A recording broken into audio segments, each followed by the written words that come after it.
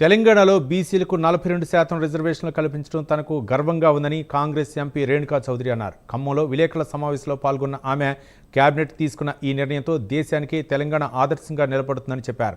గత ప్రభుత్వాలన్నీ మాటలకే పరిమితమయ్యాయని, కానీ రేవంత్ రెడ్డి మాత్రం చేసి చూపించారని అన్నారు. ఈ రిజర్వేషన్లు కేవలం రాజకీయంగానే కాకుండా ఉద్యోగాల్లోనూ అమలు చేసేలా కాంగ్రెస్ ప్రయత్నిస్తుందని స్పష్టం చేశారు. చెప్పుకునే పరిస్థితులు ఏర్పడ్డాయి.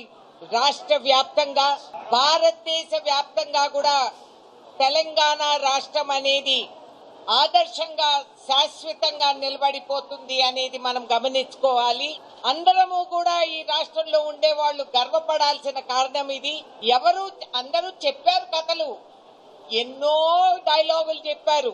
గత ప్రభుత్వాలన్నీ కూడా చెప్పారు, కవ్వించారు, నవ్వించారు. కానీ వాస్తవంగా చెప్పిన మాట చేసి చూపెట్టింది ఈ రాష్ట్ర ముఖ్యమంత్రి రేవంత్ రెడ్డి గారే అని చెప్పి మనం గ్రహించాలి.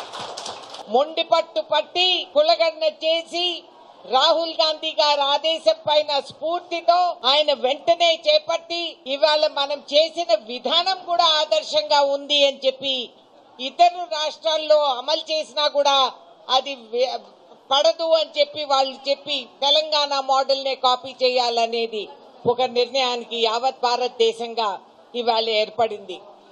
ఈ కులగన్న అంటే ఏంటి?